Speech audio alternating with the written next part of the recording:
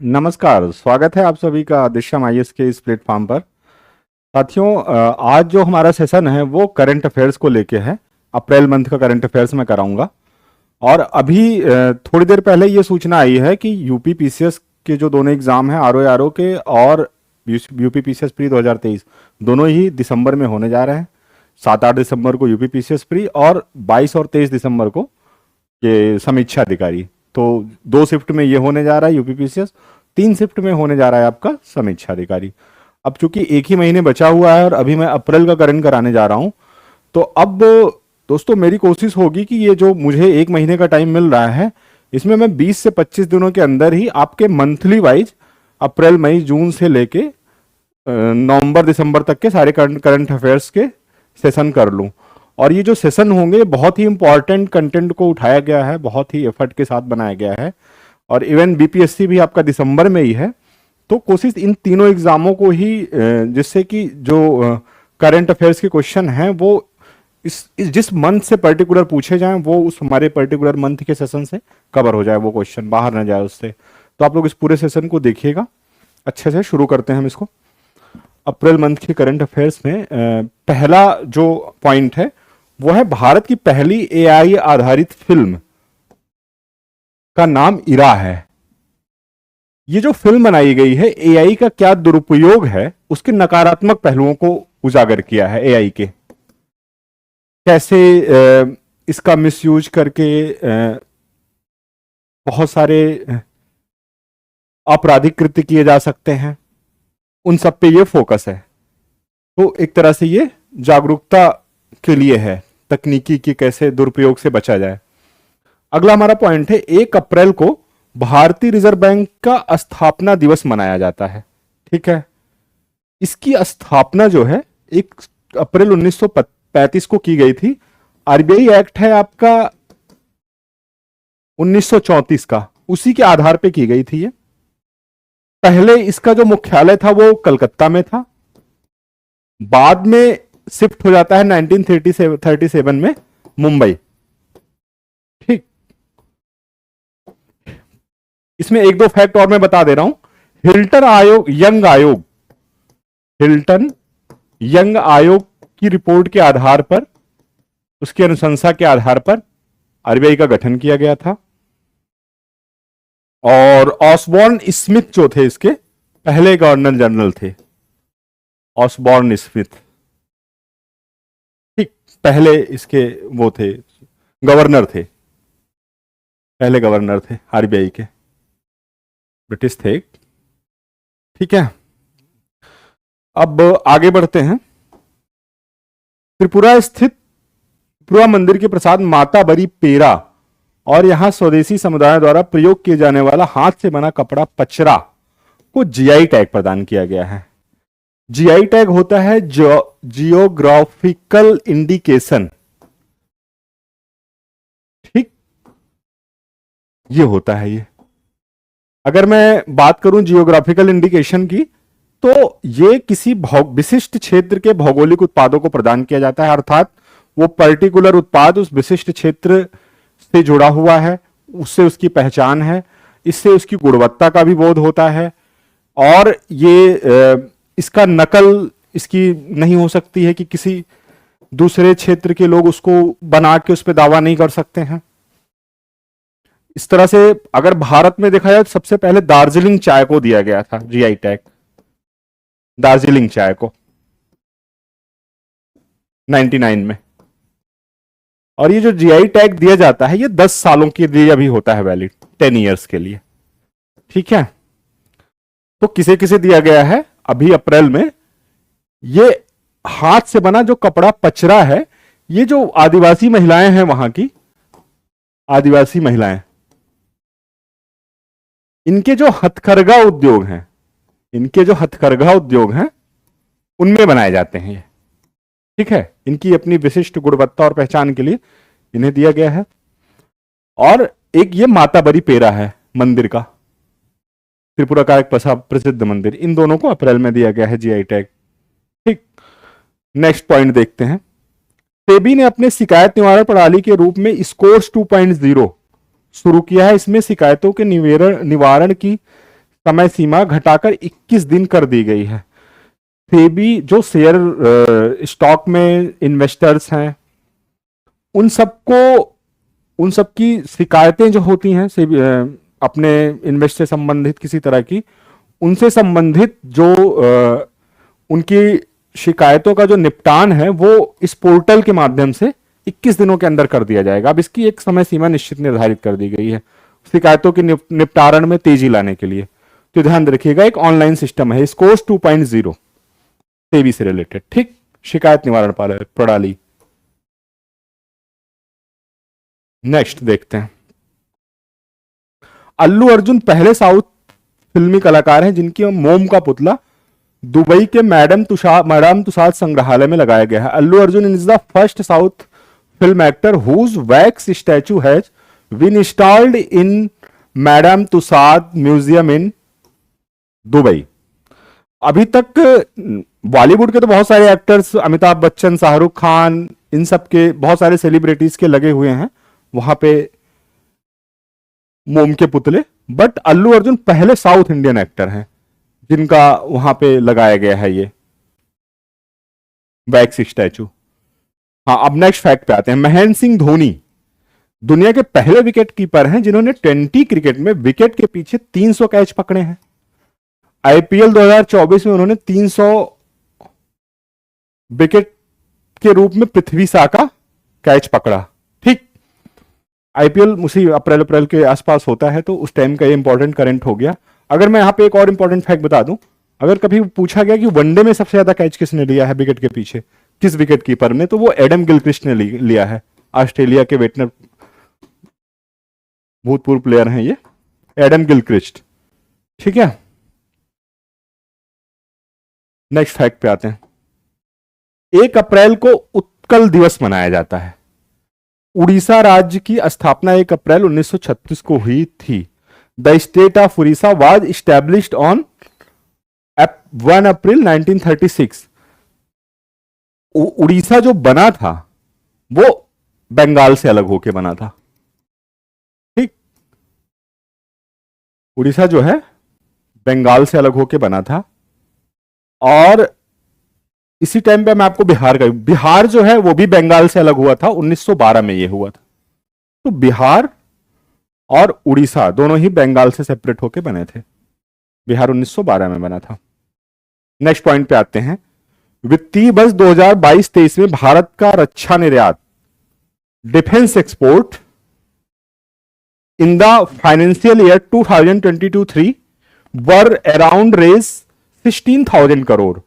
India has set a target of increasing annual defense export to raise 36,000 crore by 2024-25।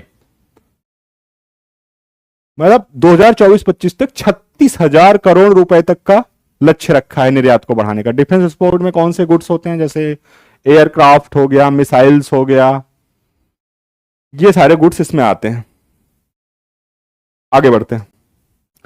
Assam के 19 पारंपरिक उत्पादों और सीटों नहीं, यहां पे आइटम्स यानी वस्तुओं होना चाहिए था, वस्तुओं को जीआई टैग दिया गया है।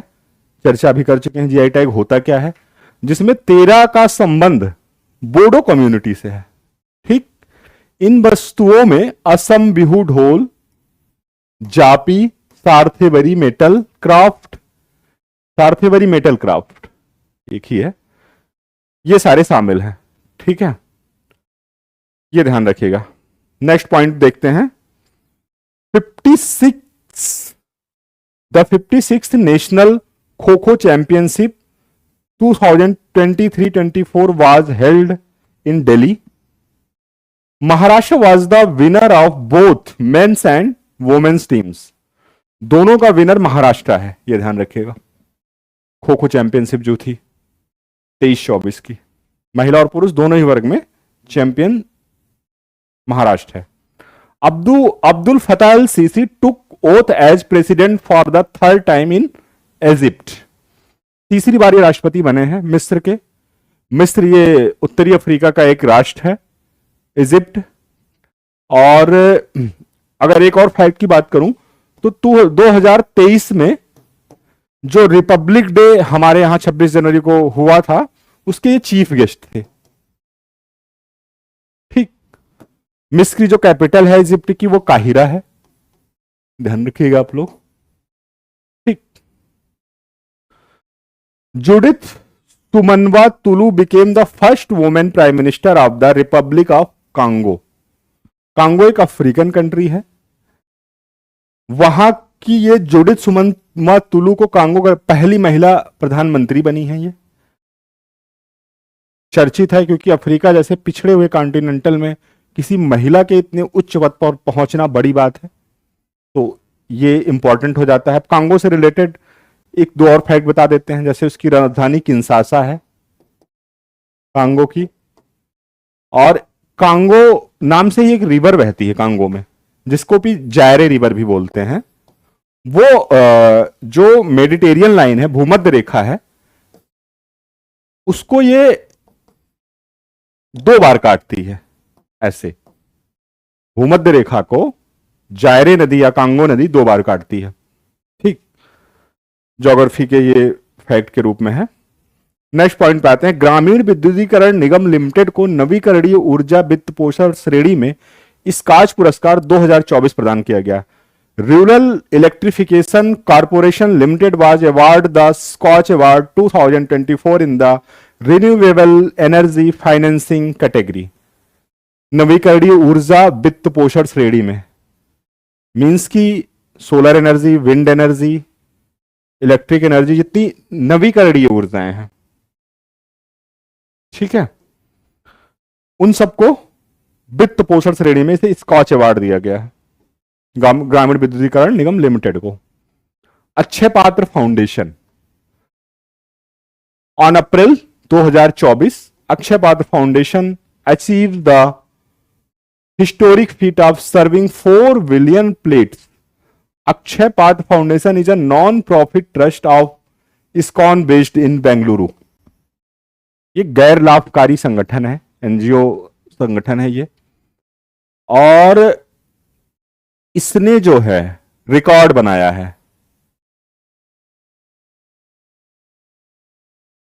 क्या रिकॉर्ड है इसका? 4 अरब थाली परोसने का। ठीक, इसके बारे में कुछ और फैक्ट बता देता हूं मैं आपको।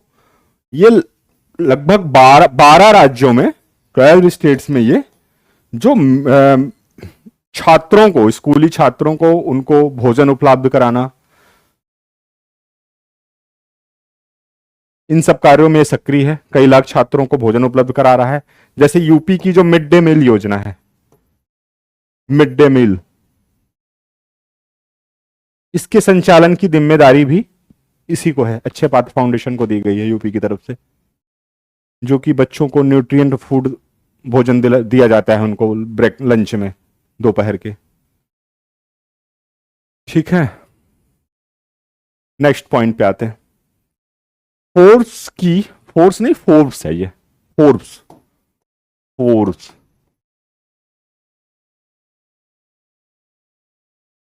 फोर्ब्स की 38वीं वार्षिक विश्व अरबपतियों की सूची में मुकेश अंबानी एकमात्र भारतीय हैं जिन्हें दुनिया के शीर्ष 10 अरबपतियों की सूची में जगह बनाई है। फ्रांसीसी कंपनी एलबीएस के मालिक बर्नार्ड एर्नॉल्ट पहले स्थान पर हैं। मुकेश अंबानी आपके 9वें स्थान पर हैं।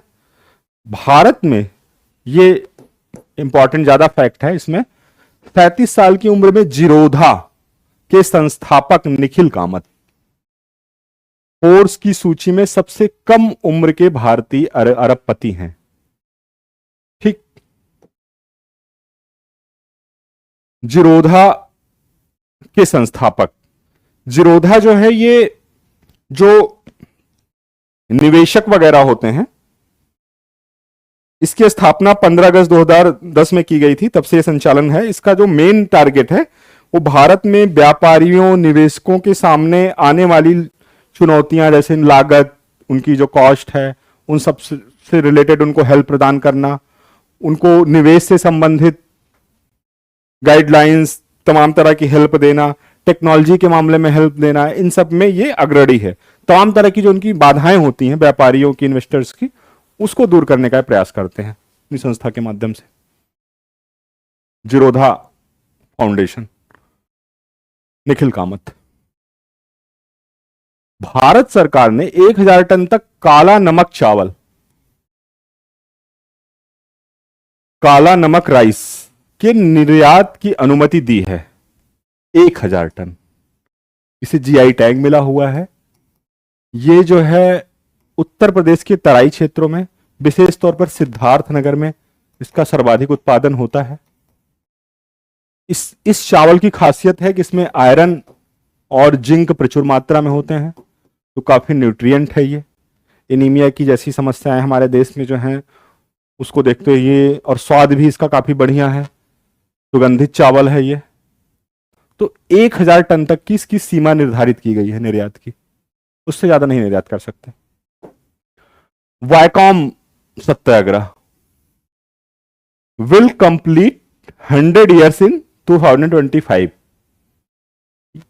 This satyagraha was a non-violent movement which ran from 13 March 1924 to 13 November 1925 in the Travancore princely state of Kerala a century ago. मामला ये था कि वहां पे जो एझवा पवैया निचली जातियां थी उनको मंदिर में प्रवेश ही नहीं, जिस मार्ग पर मंदिर होते थे उस मार्ग तक पर जाने की इजाजत नहीं थी। तो इनके जो ये इस तरह के विभेदकारी जो ये परंपरा थी उसके विरुद्ध ये लोग यूनाइट हुए, इनमें जागरूकता आई और इन्होंने वी आर रामास्वामी नायकर और इनके दूसरे नेता थे केशव मेनन, जिनके नेतृत्व में इन्होंने मंदिर में प्रवेश के लिए शांतिपूर्ण ढंग से सत्याग्रह आंदोलन किया। लेकिन आंदोलन को कोई सफलता मिलती हुई दिख नहीं रही थी। गांधी जी ने बीच में मध्यस्थता की, त्रावणकोर के जो पुलिस अधीक्षक थे और वहां की महारानी के साथ उन्होंने मीटिंग की। इसके बावजूद सिर्फ यहीं तक उस तत्काल रूप में अगर देखा जाए तो इतना ही उन लोगों को मिला कि हाँ उस मार्ग से ये लोग गुजर सकते हैं, लेकिन मंदिर में प्रवेश की अनुमति फिर भी इनको नहीं दी गई थी। वो जाके इनको 1936 में वहां के त्रावणकोर के महाराजा ने एक उद्घोषणा पत्र के जब पे उस उद्घोषणा पत्र समझौते पे मैनिफेस्टो पे उन्होंने साइन किया और उसके बाद फिर 1936 में ये आंदोलन की परिणति दिखाई देती है। वहां पे जाके कह सकते हैं कि ये सफल होता है 10-11 सालों बाद पूर्ण रूप से, जिसके बाद फिर उन सबको मंदिर में प्रवेश की इजाजत मिल जाती है। ठीक। जातिगत भेदभाव की अमानवीय प्रथाओं, तो इसके नेता का नाम ध्यान रखिएगा। एक है दो लीडर हैं इसमें, एक हैं रामास्वामी नायकार, ये हिस्ट्री में पूछा जा सकता है, रामास्वामी नायकार, और केपी मेनन शाह, ये इसके दो लीडर थे जिनके नेतृत्व में ये हुआ। ठीक। मंदिर में प्रवेश से संबंधित था ये वायकोम सत्याग्रह। मंदिर प्रवेश से संबंधित पहला ये शांतिपूर्ण आंदोलन था। ठीक है, आगे बढ़ते हैं। उसका इंपॉर्टेंट यही है कि ये 30 मार्च 1924 से 23 नवंबर 1925 के बीच में ये आंदोलन हुआ था। तो इसकी ये 100वीं वर्षी 2024 से लेके 2025 तक बनाई जा रही है। बहुत इंपॉर्टेंट है, पूछी जाने की पूरी संभावना है इस प्रश्न की। तो इसका जो स्टैटिक है वो भी आप देख लेना। मंदिर आंदोलन था, एझवा जाति से संबंधित था, पवैया एझवा जाति, केपी मेनन और रामा नायकर इसके लीडर थे। ठीक है, गांधी जी ने इसमें मध्यस्थता की थी। आगे बढ़ते हैं। वेनेजुएला के जुआन विंसेंट पेरेज मोरा जो गिनीज वर्ल्ड रिकॉर्ड द्वारा 2022 में विश्व के सबसे बुजुर्ग व्यक्ति के रूप में प्रमाणित किए गए थे।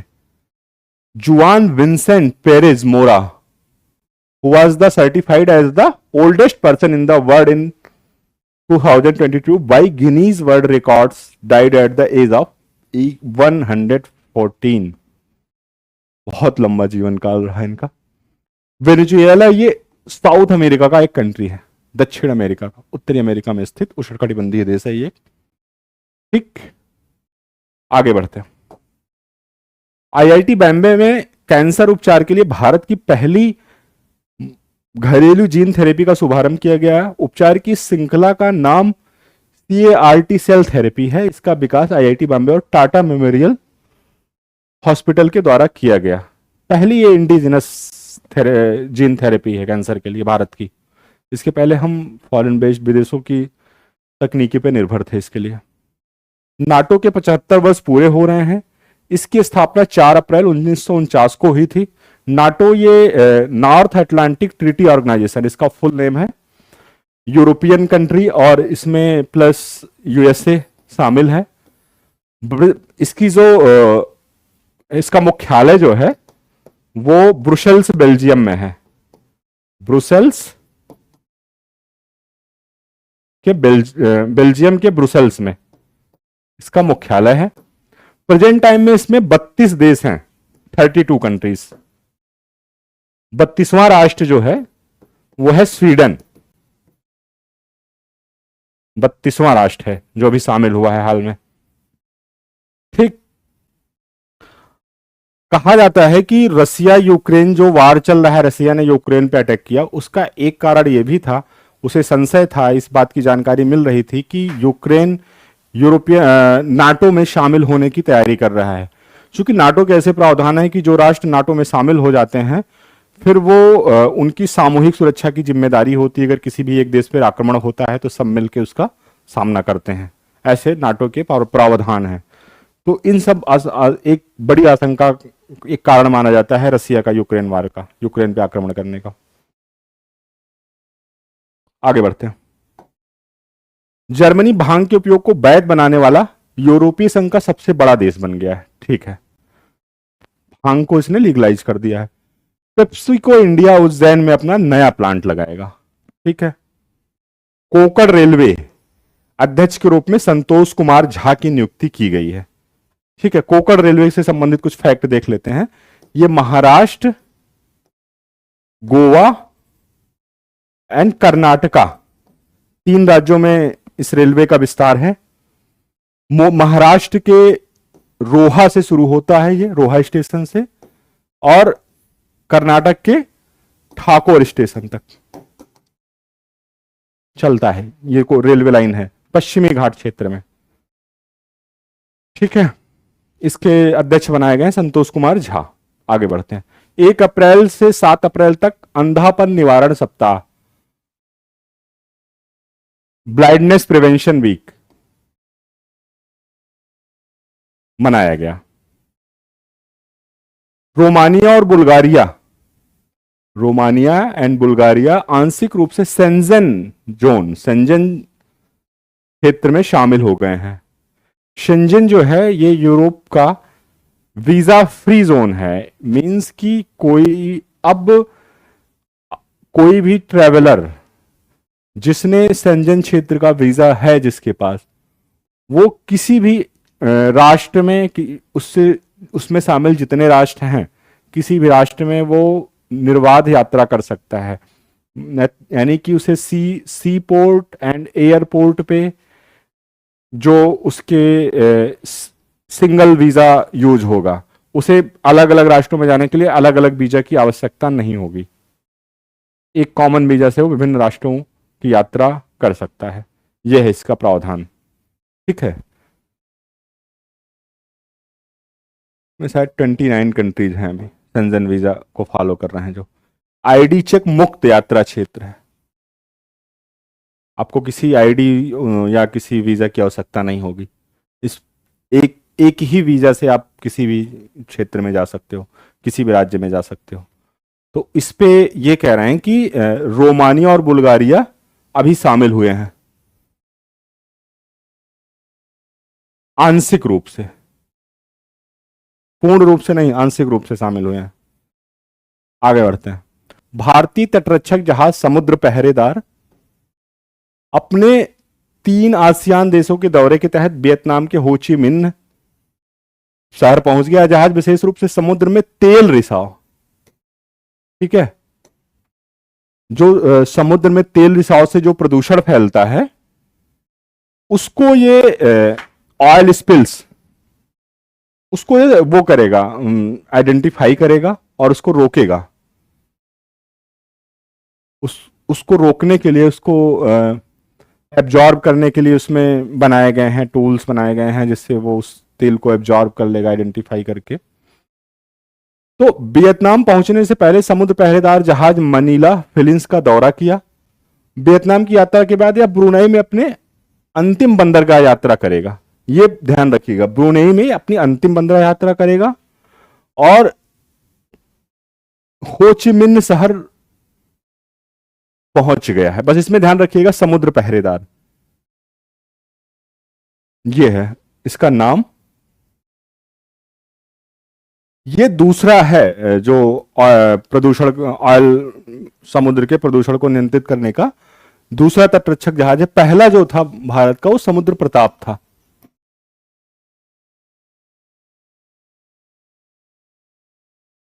पहला जो प्रदूषण नियंत्रक तटरक्षक जहाज था वो समुद्र प्रताप था और ये दूसरा है समुद्र पहरेदार।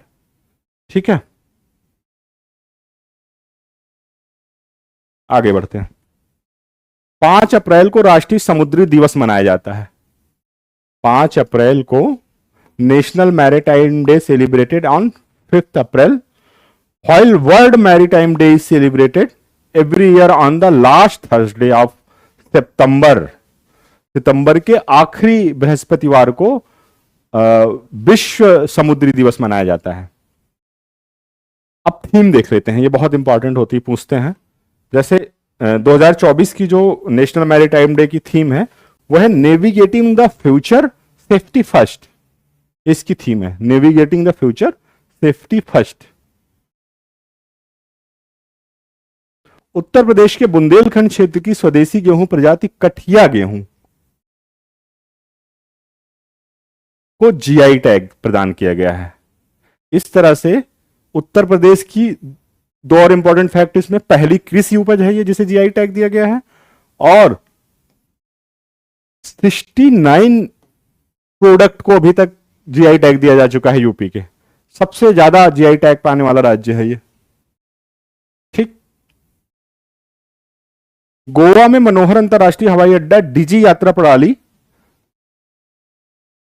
शुरू करेगा, यानी कि बोर्डिंग, चेक इन, इन सब के लिए आपको किसी फिजिकल वो पहचान की जरूरत नहीं, उसके लिए आपको कागज वगैरह की जरूरत नहीं पड़ेगी। पेपरलेस बना दिया है इसने। डिजिटल का मतलब आपके फेस के रिकॉग्निशन से, उससे ही आपको एंट्री मिल जाएगी और आपकी बोर्डिंग वगैरह सब हो जाएगी। आपको किसी उसके लिए पेपर वगैरह की या किसी कागज की जरूरत नहीं पड़ेगी। इस तरह से करने वाला ये 14वां हवाई अड्डा बन गया, मनोहर पर्रिकर अंतरराष्ट्रीय हवाई अड्डा गोवा का। 13 इसके पहले से ही थे। पुरातत्व विभाग ने गुजरात के कच्छ जिले में 5200 वर्ष पुरानी हड़प्पा बस्ती का पता लगाया है।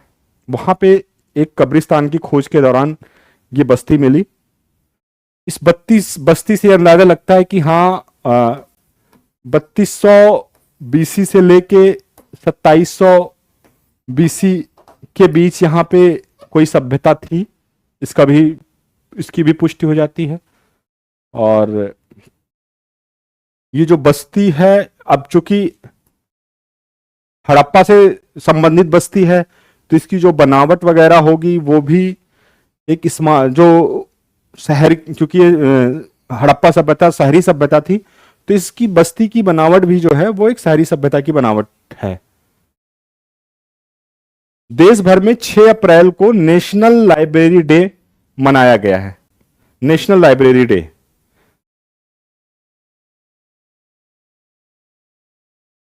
ठीक है। अब इस तरह के डे मनाने का पर्पज होता है कि लोगों में पढ़ने को लेके, किताबों को पढ़ने के लेके एक रुचि पैदा करना। आगे बढ़ते हैं। 6 अप्रैल को अंतरराष्ट्रीय खेल दिवस मनाया जाता है, इंटरनेशनल स्पोर्ट्स डे। ये डिसाइड किया गया था यूएनए के प्रस्ताव से और अंतरराष्ट्रीय ओलंपिक कमेटी ने इसको समर्थन दिया, बाद ये निर्धारित किया गया। निर्वाचन आयोग चुनाव में युवा और शहरी मतदाताओं को भागीदारी बढ़ाने के लिए टर्निंग 18 और यू आर द वन अभियान, ये ध्यान रखेगा, टर्निंग 18 और यू आर द वन अभियान चला रहे हैं। ठीक है। इलेक्शन कमीशन में अगर मैं कहूं कितने मेंबर होते हैं तो एक मुख्य चुनाव आयुक्त होते हैं और 2 उसके मेंबर होते हैं। 3 लोगों की बॉडी होती है। अभी राजीव कुमार मुख्य चुनाव आयुक्त हैं। मुख्य चुनाव आयुक्त का जो कार्यकाल होता है वो होता है, चीफ इलेक्शन कमीशन का जो कार्यकाल होता है 6 वर्ष या 65 वर्ष की आयु, जो दोनों में पहले हो जाए। बाकी जो मेंबर्स होते हैं उनका 62 ईयर या 6 वर्ष, जो दोनों में पहले हो जाए। ये है 324 से लेकर आर्टिकल 329 तक में चुनाव आयोग का प्रावधान है। भाग 15 ये भी पूछता है किस भाग में है, कई बार पूछ लेता है, तो भाग 15 में है ये। ठीक है, आगे बढ़ते हैं। वैज्ञानिकों ने पृथ्वी की सतह से लगभग 700 किलोमीटर रिंग वुडाइट चट्टानों में विशाल जलाशय के होने की खोज की है। इसकी विशालता का अनुमान इस बात से लगाया जा सकता है कि यह जलाशय पृथ्वी की सतह पर उपस्थित सभी महासागरों के कुल आयतन का 3 गुना है। माय गॉड, सभी महासागरों के टोटल वॉल्यूम का 3 गुना। कितना बड़ा ये वाटर रिसोर्स है। रिंग वुडाइट, ये जो पृथ्वी के मेटल का जो पार्ट है उसमें ये है। रिंग वुडाइट चट्टानें मेटल में स्थित हैं और ये क्रिस्टल नुमा होती हैं, नीले कलर की। ये जो चट्टानें हैं क्रिस्टल के बीच में जो अंदर ये स्पेस होता है उसमें वो पानी है, जो उसका वो है चट्टानों के अंदर क्रिस्टल में उनकी वो है स्थिति, रुके हुए हैं वो पानी। तो ये एक बड़े जल स्रोत के रूप में देखा जा रहा है। जो मैं इसकी गहराई की अगर बात की जाए तो मेंटल के जो लगभग 600 किलोमीटर के आसपास के मिले हैं, 500 से 600 किलोमीटर के आसपास। 10 अप्रैल को विश्व होम्योपैथी दिवस मनाया गया। ठीक है, एचडीएफसी बैंक ने लक्षद्वीप के Kavaratti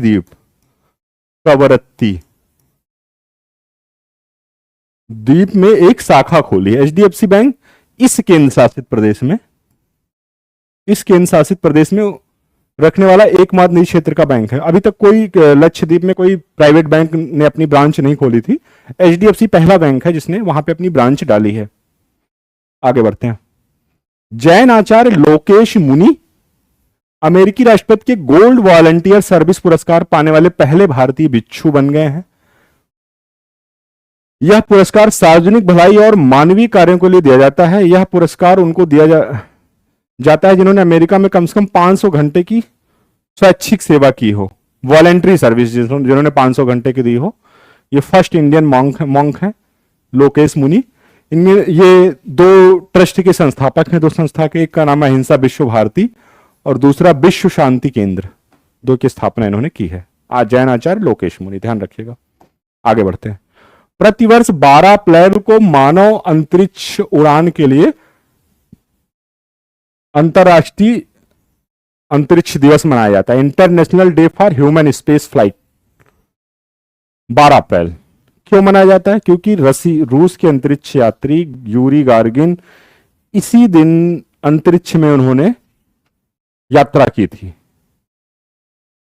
first human space flight.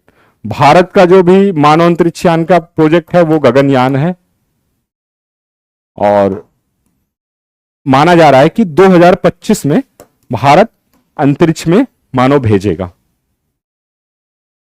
ठीक है।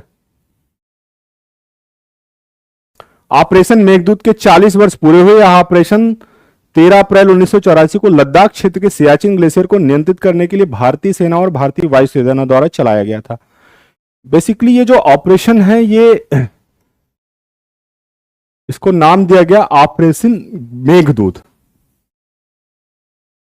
सियाचिन ग्लेशियर भारत का सबसे ऊंचाई पर स्थित क्षेत्र, ऐसा प्लेस है जहां पे सबसे ऊंचाई पे भारतीय सेनाओं की तैनाती होती है सिक्योरिटी पर्पस से, और उधर से पाकिस्तान की सेनाओं के भी सैनिकों की तैनाती की जाती है।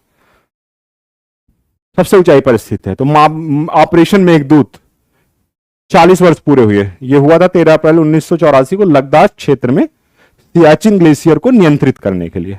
ठीक, वायुसेना द्वारा चलाया गया था, इंडियन एयरफोर्स द्वारा। मदर ऑफ ड्रैगन, ये कॉमेट है खगोलीय घटना हुई है अभी एक, कि ये देखा गया है।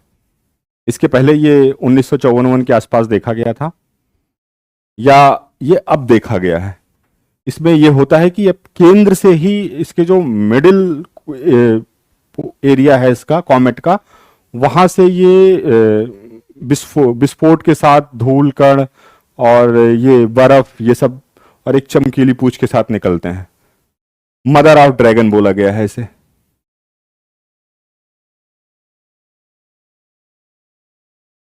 इसे जो इस तरह से जो विस्फोट के साथ निकलता है, इसे वोल्केनो इरप्शन माना गया है। इसकी जो गतिविधि है, ये ज्वालामुखी विस्फोट के रूप में देखा गया है इसे, जो विस्फोट के साथ धूलकण और बर्फ निकलते हैं। ठीक,